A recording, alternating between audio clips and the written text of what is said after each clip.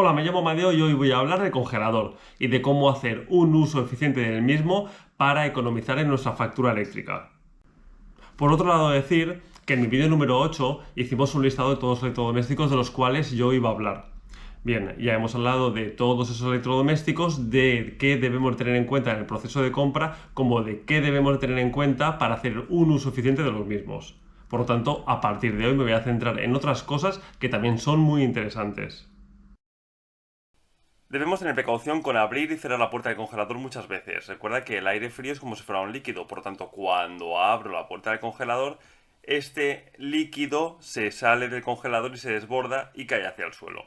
Bien, esto no ocurriría específicamente en el congelador horizontal porque el propio congelador contiene ese líquido, pero sí que ocurriría muy fácilmente en el congelador vertical.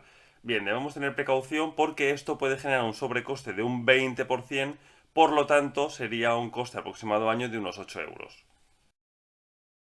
Y en cuanto a la clasificación energética, vamos a ver un par de casos. Primer caso, si en lugar de cuando voy a comprar un congelador elijo el que tiene clasificación D en lugar del E, podría ahorrarme en consumo energético unos 10 euros año.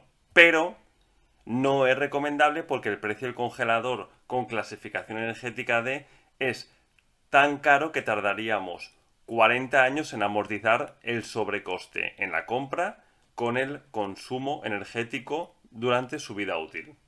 Segundo caso, si cuando voy a comprarme un congelador, en lugar de elegir el de la letra F de clasificación energética, elijo el de la letra E, podría ahorrar en consumo energético año unos 21,5 euros. Pero no es recomendable porque solo tardaríamos en amortizar el sobrecoste del congelador con clasificación energética E 20 años. Os invito a hacer los cálculos cuando vayáis a comprar un equipo eléctrico. Con lo visto, no siempre resulta rentable comprarse un equipo más caro porque consume menos derivado de que tiene una clasificación energética mejor.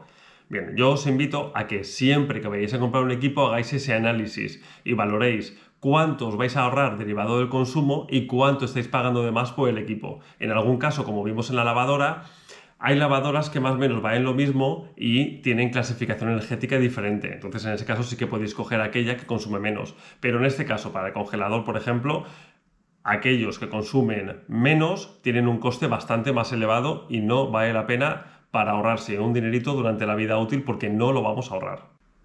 Y recuerda que lo más importante para poder estar al tanto de todos los vídeos que voy a emitir y de aquellos que he emitido es suscribirse al canal. De esa manera también me ayudas a mí a poder darle difusión a todos los vídeos y que le pueda llegar a más gente que le pueda hacer falta ahorrarse un dinerito en todos los gastos de la casa. También puedes regalarme un like si te gusta el vídeo. Hay que tener en cuenta, como ya mencioné en el vídeo del frigorífico o de la secadora, que las rejillas del congelador hay que dejarlas libres de obstáculos y siempre deben de estar bien limpias. De esa manera vamos a facilitar el paso del aire para que haya un buen intercambio térmico en el equipo que genera frío en el congelador. De esa manera podremos no incurrir en un sobrecoste porque haremos que el equipo trabaje de una forma más forzada. Es muy importante que las gomas estén libres de moho y estén bien limpias. Bien, de esa manera podremos hacer que las juntas, cuando cierren con el equipo, haya un cierre bastante hermético. En su defecto, lo que pasará es que se perderá frío y haremos trabajar al congelador más de lo necesario.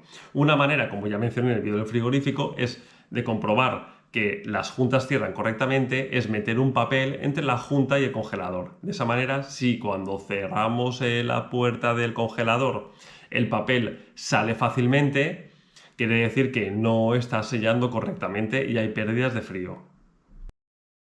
Debemos de poner en el congelador la temperatura de consigna que corresponda. Por cada grado de menos que bajemos la temperatura, estaremos consumiendo un 5% adicional de energía, lo cual supondría al cabo del año 10 euros de sobrecoste.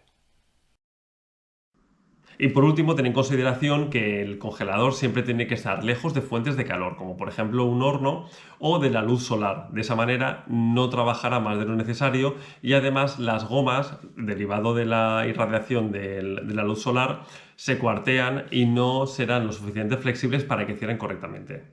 Bien, y con todo lo dicho, vamos a ver cuánto hemos ahorrado con el uso del congelador. Y la mitad de los ahorros conseguidos con el uso eficiente del congelador hacen un total de 8,85 euros año.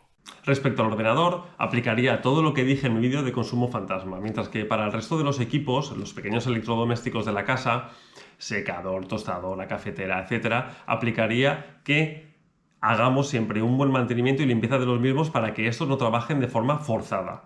Bien, por ejemplo, un secador de pelo, en la medida que la parte de atrás, por donde entra el aire antes de ser calentado, esté sucio, eso hará que el equipo trabaje de una forma más forzada y consuma más electricidad. Esas cosas debemos de evitarlas. Y esto sumado a los 386,2 euros que habíamos ahorrado hasta este vídeo hacen un total de 395 euros. A modo de resumen, si hacemos una buena elección de equipos cuando vamos a comprarlos, como si hacemos un uso eficiente de los mismos en calefacción, electrodomésticos, agua caliente, cocina, iluminación y refrigeración, podríamos ahorrar al año respecto a un estado inicial 2.006,9 euros. Y si sumamos lo que llevábamos ahorrado hasta el vídeo anterior más lo que hemos ahorrado en este, hacen un total de 3.922,8 euros.